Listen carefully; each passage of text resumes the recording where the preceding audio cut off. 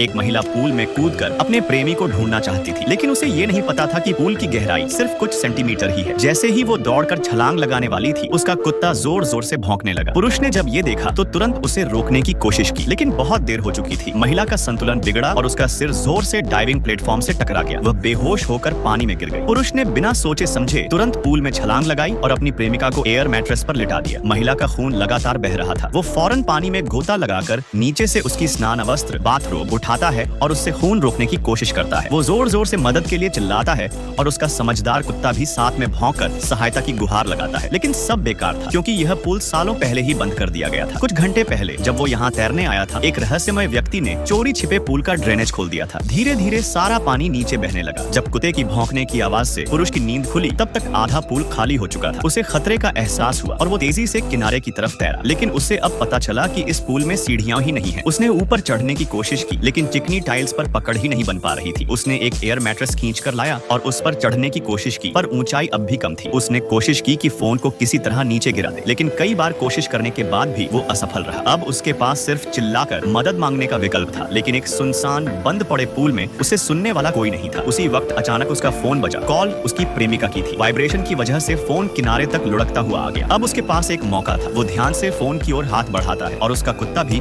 उसे प्रोत्साहित करता है, लेकिन तभी वो फिसल गया और फिर से पानी में गिर पड़ा। अब मुश्किल और भी बढ़ गई। एक और जान बचाने वाला फोन था और दूसरी तरफ उसका प्यारा कुत्ता, जो भीगकर फिसलता हुआ ऊपर चढ़ने की कोशिश कर रहा था। अंदर ही अंदर वो बुरी तरह उलझ गया। आखिरकार उसने पहले कुत्ते को बचाने का फैसला किया। उसने एयर मैट्रेस से कुत्ते को ऊपर की ओर धकेला और किसी तरह उसे ऊपर चढ़ा दिया। लेकिन जब वो फोन की तरफ पलटा, तब तक फोन नीचे गिर चुका था। वो गुस्से और अफसोस से भर गया। उसी वक्त पीछे से फिर से वाइब्रेशन की आवाज आई। फोन अब भी चार्जिंग केबल से जुड़ा था और लटकता हुआ बस किनारे पर अटका हुआ था। वो तेजी से तैरा, लेकिन तब तक पानी का स्तर और गिर चुका था। वो फोन तक पहुंच नहीं पा रहा था। फोन गिरने ही वाला था। उसने पूरी ताकत से छलांग लगाई, लेकिन पकड़ नहीं पाया। फोन पानी में गिर गया। वो तुरंत नीचे गोता लगाकर उसे निकाला, लेकिन तब तक बहुत देर हो चुकी थी। फोन अब चालू नहीं हो रहा था। एक बार फिर उसकी आखिरी उम्मीद टूट गई। अब वो बस यही चाहता था कि पानी पूरी तरह खत्म न हो जाए।